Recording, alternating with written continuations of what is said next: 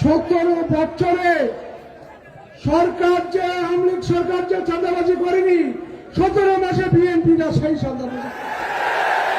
বিদায় আমার এই মানুষগুলো আর ভালো নেই। আওয়ামী লীগ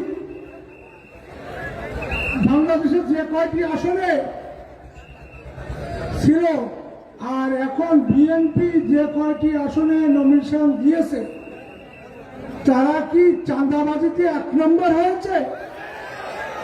হয়নি। চাঁদাবাজিতে 1 নম্বর হয়নি।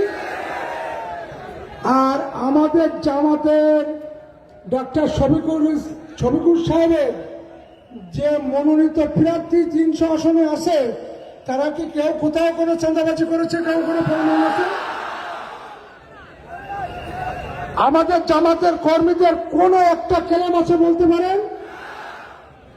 আমি 2003 সালে জামাত ইসলামে যোগদান করি অধ্যাপক মিয়া গোলাম পরের হাত ধরে। আমার 22-23 বছরে পুরো রেকর্ড ঘেটে দেখে তারপরে আমাকে নমিনেশন দিয়েছে। আমার নামে যদি একটা ক্লেম থাকে তাহলে আমাকে নমিনেশন দিত না, আর আমার এলাকার মানুষও ভোট দেবে না। আমার এখানে আছেন মুহাদ্দিস রবিউল বাশার সাহেব, তার নামে কোনো একটা ক্লেম আছে?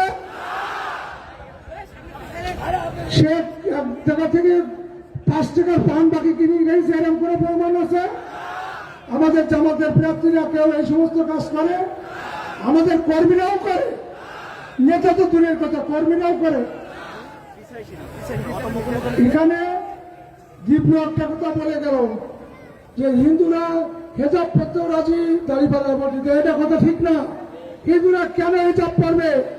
ডক্টর শফিকুর রহমান কি বলেছে হিন্দুরা হিজাব পরবে? হিন্দু ধর্মের লোক, বৌদ্ধ ধর্মের লোক, খ্রিস্টান ধর্মের লোক, মুসলমান ধর্মের লোক, যারা যে ধর্মে আছে সেই ধর্মে সুন্দরভাবে